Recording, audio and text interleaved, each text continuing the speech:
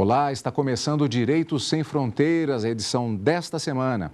O Conselho de Segurança é um importante órgão da Organização das Nações Unidas. É por meio dele que os países membros tomam decisões para a manutenção da paz e da segurança internacional. Para saber como o Conselho funciona e por que os países como o Brasil anseiam por uma vaga permanente, eu converso com o professor de Relações Internacionais da Universidade Católica de Brasília, Guinter Gross, e o historiador Orlando Stibler. Antes de mais nada, eu os convido a acompanhar uma matéria da repórter Carolina Puga sobre a criação do Conselho de Segurança. Criado pelos países vencedores da Segunda Guerra Mundial em 1945, o Conselho de Segurança da ONU tem entre seus objetivos a manutenção da paz. Composto por 15 países, o Conselho pode propor ações como intervenções militares, enviar missões de paz às regiões em conflito e aplicar sanções econômicas aos países que violarem acordos internacionais. Dos países que compõem o órgão, 5 são permanentes: Estados Unidos, França, Rússia, Reino Unido e China. As outras 10 vagas são rotativas, ocupadas por países eleitos pela Assembleia Geral para um mandato de 2 anos. Atualmente é composto pela Argentina, Austrália, Azerbaijão, Coreia do Sul, Guatemala, Luxemburgo, Marrocos, Paquistão, Ruanda e Togo.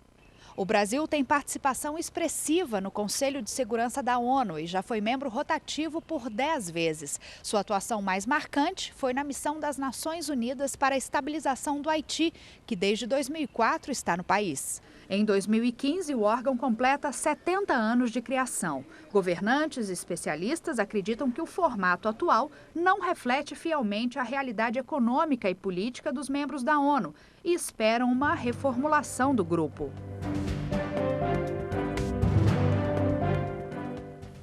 Bem, só a partir da reportagem já surgem várias perguntas que podem ser feitas. Antes de mais nada, queria agradecer a presença de ambos aqui nos estúdios da TV Justiça. Eu gostaria de começar com um recorte histórico relativo ao Conselho de Segurança. Ele tem uma estrutura que é consequência direta do final da Segunda Guerra Mundial. 70 anos de história já é tempo suficiente para se fazer mais do que uma avaliação, várias são feitas o tempo todo, a respeito da efetividade da existência desse Conselho. 70 anos depois, o que é que se pode falar nesse sentido?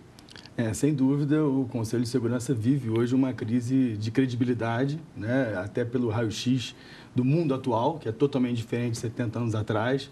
Você tem toda a razão nessa questão.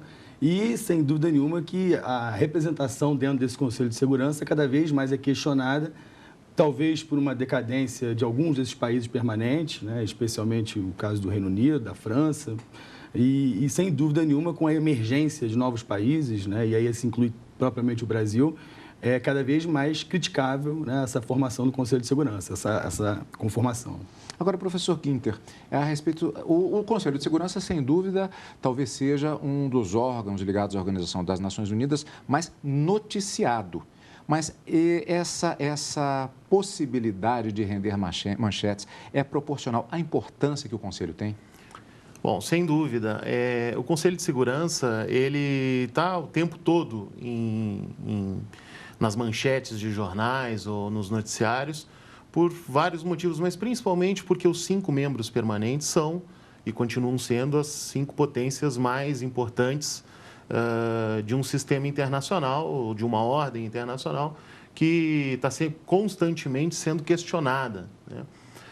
Eu só queria chamar a atenção para uma questão sobre essa questão de noticiar demais o Conselho de Segurança, é que a ordem internacional, por vezes, se diz que é questionada, não é necessariamente algo que foi construído após a Segunda Guerra Mundial. Os 5 países que são membros permanentes são 5 países que fazem parte de uma ordem vigente a partir do final da Segunda Guerra Mundial. Mas esse sistema de pentarquia na ordem internacional, isso já fazia parte desde o século XIX, quando havia um concerto europeu com 5 potências, das quais a gente pode substituir aí o Império Austro-Húngaro e a Prússia pela China e pelos Estados Unidos. Ou seja, continuamos tendo uma ordem internacional condicionada e regulamentada e direcionada por 5 países, né? Uma pentarquia. Aí, nesse sentido, eu gostaria até de fazer uma pergunta que eu estendo aos dois, inclusive, que é uma questão também interessante, que é o fato de nós tivemos também, seguindo essa linha, a Primeira Guerra Mundial e a Liga das Nações, que foi formatada como resultado da Primeira Guerra Mundial especificamente. Podemos dizer, então, eu começo com o professor Orlando, que essa ordem mundial que vem desde o século XIX, ela está adentrando no século XX, mas como vimos na reportagem, ela começa a ter, temos um momento de modificação, de transposição dessa relação entre os países. Há um processo de modificação, na sua opinião? Existe, sem dúvida nenhuma. Até a mudança da natureza dos conflitos, né? Você observa hoje conflitos de natureza assimétrica, por exemplo, a questão hoje da nova agenda internacional do próprio combate ao terrorismo. Eu acredito, sem dúvida nenhuma, que há uma mudança nessas relações entre os países e por isso, talvez, o Conselho de Segurança é tão questionado hoje por conta justamente dessa conformação. O senhor acha, professor Guinter, que no caso é possível se fazer um mapeamento de quais os países que poderiam talvez fazer parte de uma nova formação, ou isso, particularmente considerando as condições atuais desse nosso mundo globalizado, é a pergunta de $1 milhão, como se diz? Essa é a pergunta de $1 milhão, sem sombra de dúvida. Mas há diversas coalizões que foram montadas nos últimos tempos tentando fazer essa alteração da ordem. A mais relevante, mais conhecida para nós, brasileiros, é, sem sombra de dúvida, o G4, quando o presidente Lula se reuniu com o Joschka Fischer, da Alemanha, que é responsável pelos negócios estrangeiros daquele país, o primeiro-ministro Junichiro Koizumi e o Manmohan Singh, primeiro-ministro da Índia, e esses 4 países formaram essa coalizão para pedir uma reforma, uma mudança e uma tentativa de entrada como membros permanentes do Conselho de Segurança. Agora, veja bem, o Brasil, de antemão, não teria, por exemplo, nenhum país que fosse, dentre os 5 que são permanentes, não teria nenhuma predisposição a negar o Brasil como membro permanente. Japão teria a negação imediata da China. Né? A Índia e do Paquistão. A Índia, não, mas é dos membros permanentes. A Índia teria também da China e talvez da Rússia. Sim. Né? E a Alemanha tem muito europeu, quer dizer, a Inglaterra seria contra, a França seria contra. Mas e o Brasil? Quem é contra de relevante? Né? Dizemos que outros países da América do Sul são contra, e tudo, mas não são membros permanentes. Entre os membros permanentes não há a vontade de negar o Brasil como membro permanente do Conselho de Segurança. Como é feita a escolha desses países que têm esse sistema rotativo? Na verdade, era para não ter uma disputa, né? Na verdade, para ser uma escolha consensual de cada região que tem sua cota. Só que o que a gente observa é que tem tido, ultimamente, algumas brigas, algumas disputas em relação a isso e até algumas frustrações, como foi esse caso recente da Arábia Saudita, que chamou a atenção, do fato dela ter se negado a participar pela primeira vez do Conselho de Segurança. Agora, aí é exatamente o ponto.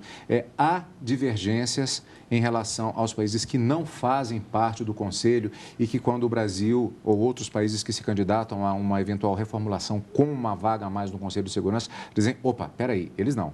Existe isso? Como é que funciona? Como é que está funcionando isso? Eu acredito que também não há, de fato, uma vontade entre os 5 membros permanentes de se fazer uma reforma. Né? Então, eu acredito que isso não está relacionado a este ou aquele como um novo membro permanente, que seria o Brasil ou qualquer outro. Então, os membros permanentes não querem esta reforma. Um dos argumentos que o Brasil usa para fazer parte é o da multilateralidade. Mas até que ponto se quer a multilateralidade entre esses membros permanentes? Eles querem continuar com o poder da decisão em suas mãos. Os membros não permanentes, que são eleitos, são 10, veja bem, para se votar uma resolução, e as resoluções do Conselho de Segurança são muito importantes, precisa da aprovação de 9 dos 15 membros. Né? Só que não pode haver nenhum veto. Então, você precisa, para a resolução ser aprovada, a concordância dos 5 permanentes e 4 dos 10 que são eleitos. Veja como é reduzido o poder de ação dos países que não são membros permanentes. E há também, sem sombra de dúvida, dentro dessa sua pergunta, a questão das coalizões que se debatem para decidir quem vai ser se houver uma reforma, quem fará parte dessa nova realidade, né? Acho que é importante se dizer assim, o que deve ser reformado e o que pode ser reformado. São duas questões distintas e as quais a gente não vai chegar a uma conclusão aqui. Isso são questões para uma tese de doutorado, talvez, ou algo assim. São questões complexas do Conselho de Segurança. O Direito Sem Fronteiras não acabou, nós vamos para um rápido intervalo e já voltamos, continuando com o nosso tema de hoje, o Conselho de Segurança das Nações Unidas. Daqui a pouquinho a gente volta, não saia daí. A Constituição e a separação dos poderes é o tema do Congresso Internacional de Direito Constitucional, que será realizado pela Escola Brasileira de Estudos Constitucionais. O evento acontecerá em Natal, entre os dias 15 e 17 de maio de 2014. Inscrições e informações no site www.congressosebec.com.br.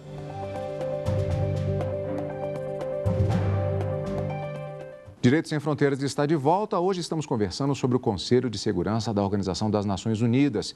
E antes de iniciar esta segunda parte do programa, eu os convido a assistir a mais uma reportagem a respeito do tema de hoje. Acompanhe.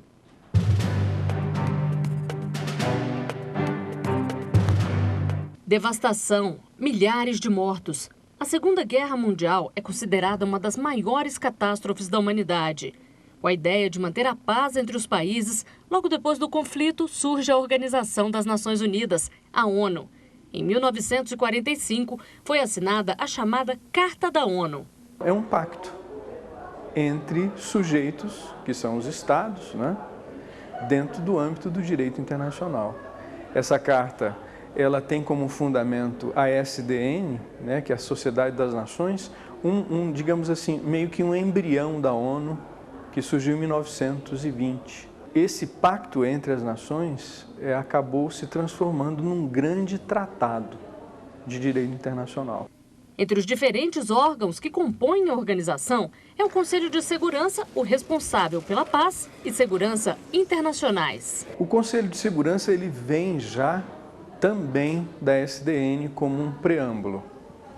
Já em 1920 já pensava-se em um conselho que pudesse ter como fim último, como fundamento primordial, a ideia da segurança internacional. Ou seja, um órgão internacional ou parte de um órgão internacional que pudesse tratar da segurança internacional. Pudesse ser aquele solucionador, né, um conselho que pensasse os conflitos internacionais. Para o professor, a reforma do Conselho seria uma boa opção para modernizar o órgão. Existe um fenômeno por trás do direito internacional que é a institucionalização. Ou seja, todas essas intenções que nós chamamos de direito, elas acabam por gerar instituições. Eu acredito que seria irreversível esse processo da institucionalização, acabar com uma instituição, acabar com o Conselho de Segurança.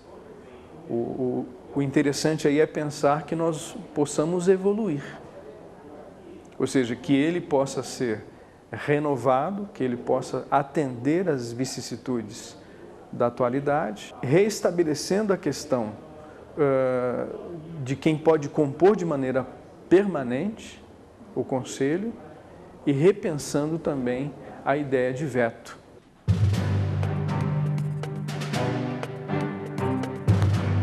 No caso justamente da situação da Síria, aquele imbróglio que os Estados Unidos ficaram, o presidente Obama, inclusive internamente nos próprios Estados Unidos, isso reflete um momento específico ou dentro desse panorama do direito internacional, dentro do panorama, não propriamente do direito, mas das relações até diplomáticas entre as nações, isso não reflete uma diferença, talvez, no momento histórico daqui para frente? Como é que o senhor avalia isso?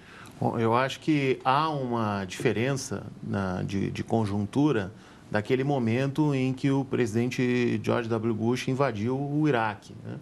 Aquilo foi no ano de 2003. Em 2005, houve uma importante cúpula mundial nas Nações Unidas e essa cúpula ela resultou num conceito importante para o Conselho de Segurança, que é o conceito de responsabilidade de proteger. Em 2006, Esse conceito foi institucionalizado por meio da Resolução 1674. A responsabilidade de proteger busca enfrentar 4 crimes, né? O genocídio, a limpeza étnica, os crimes de guerra e os crimes contra a humanidade.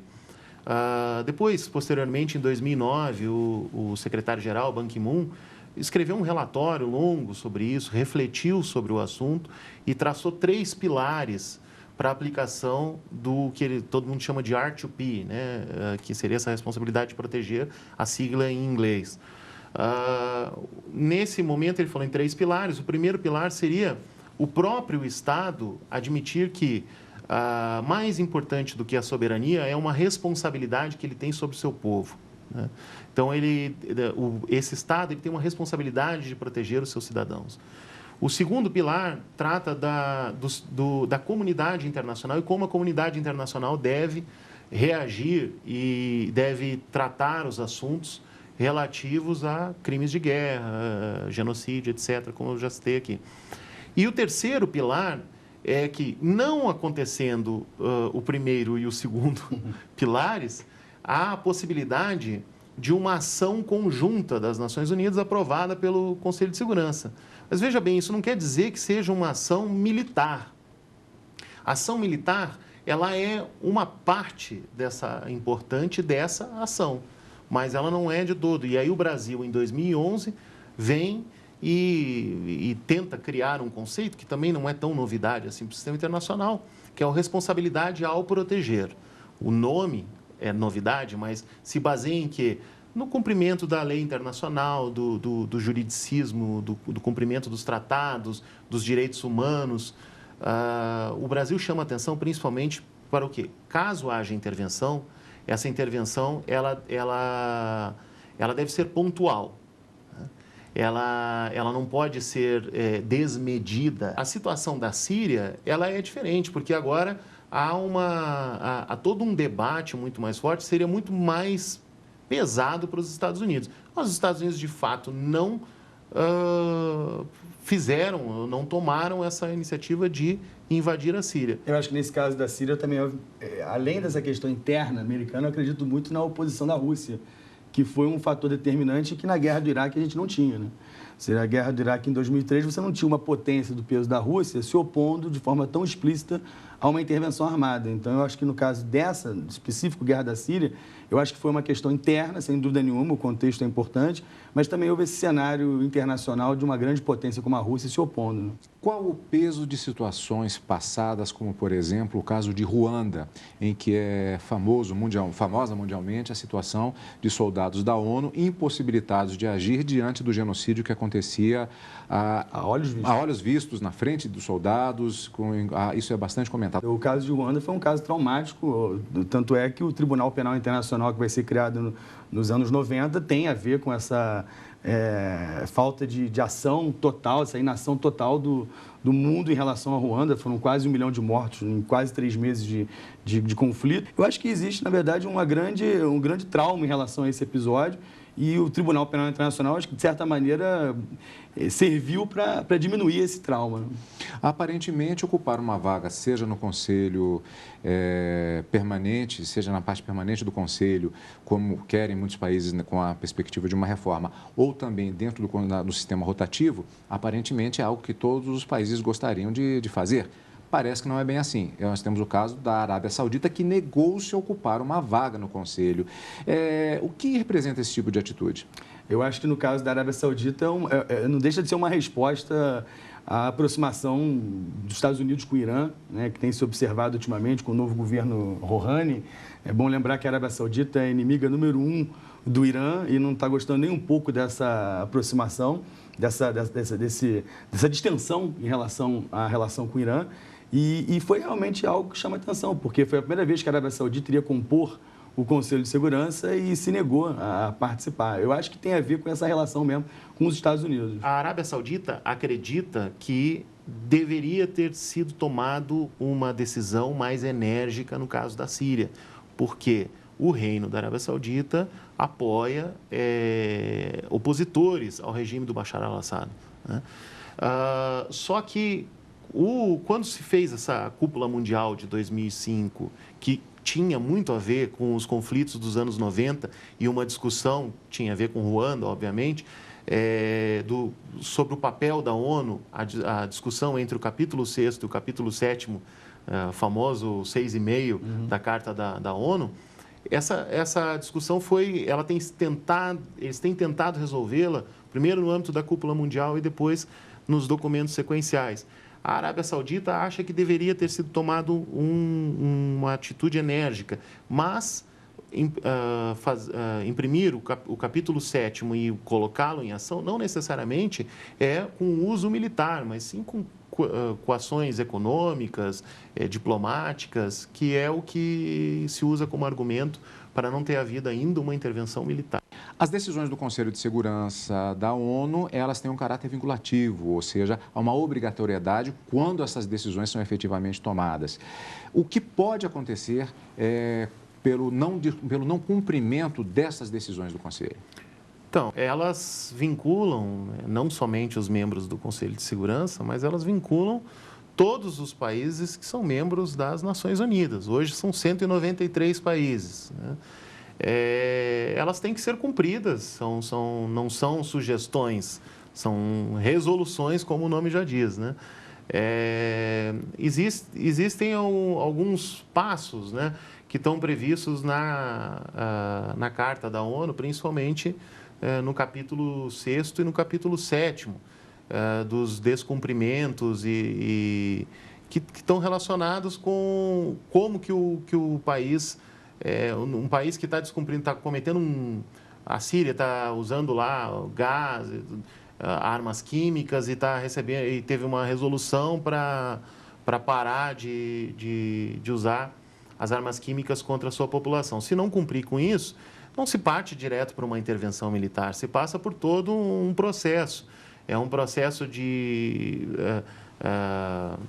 coerção econômica, de rompimento de relações diplomáticas. É um longo processo até que se chegue à intervenção de fato, a intervenção militar, né? Que pode ser as operações de paz, elas têm operações que são de manutenção da paz e de consolidação da paz, né? Então, são operações diferentes também. O Brasil participa de uma operação de paz lá no Haiti, que foi uma intervenção que o próprio país queria também, né? O Haiti desejava, né?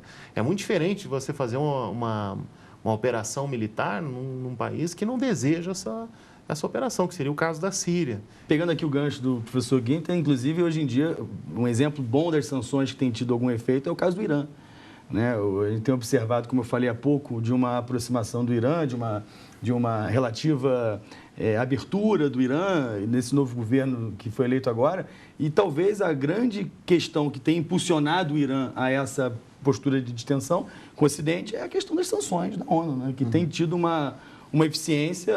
O Irã tem sentido na pele agora, economicamente o país tem passado por momentos complicados e até mesmo os ayatollahs têm dado corda para o Rouhani se aproximar dos Estados Unidos. Agora, em relação às atitudes que têm de ser tomadas, inclusive do ponto de vista da diplomacia, na perspectiva de uma reforma do Conselho de Segurança na sua parte permanente, o que é que o Brasil tem feito no sentido de estar apto, caso venha uma reforma, a ocupar essa vaga?